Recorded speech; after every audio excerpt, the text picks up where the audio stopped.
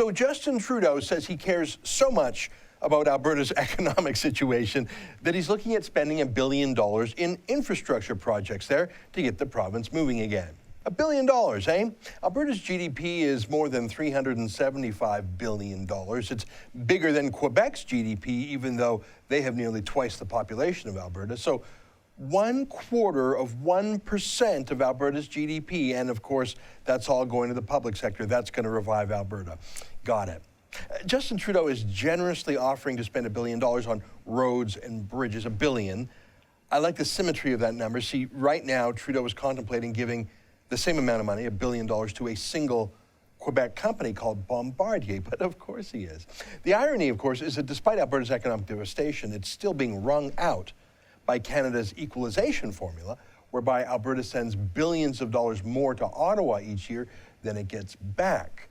But here's the thing, Albertans are not by nature whiny, crony capitalists like Bombardier or like in Ontario's dying big three automakers who demanded and got tens of billions of dollars from taxpayers in the 2008 recession to prop up their uncompetitive factories, made uncompetitive because of left-wing unions. Alberta doesn't need subsidies like Quebec's aviation industry or dairy industry or Ontario's auto industry. Alberta just needs to be left alone.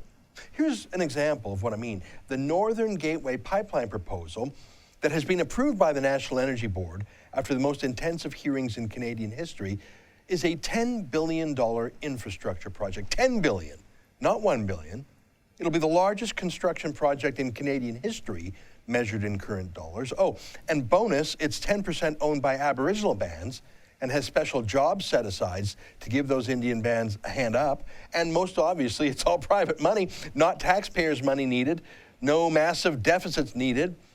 But Trudeau is blocking that pipeline. He can't legally block the pipeline. It's already been approved by the National Energy Board. So he's banning any oil tankers off the BC coast, rendering the pipeline useless. He's not banning oil tankers off the Atlantic coast of Canada that bring in OPEC conflict oil to Canada. He's only banning oil tankers off the BC coast that would export ethical oil from Canada made in Alberta and Saskatchewan.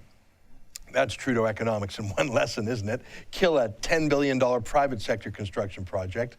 Oh, and by the way, when the construction would be done, that oil pipeline would sell 550,000 barrels of oil a day, which even at today's low prices, that's worth $6 billion a year. So that's dead too. So for an ideological whim to please radical environmentalists, Trudeau will kill a $10 billion construction project and $6 billion a year in oil sales that'll rise to $20 billion again when prices recover. He'll kill that.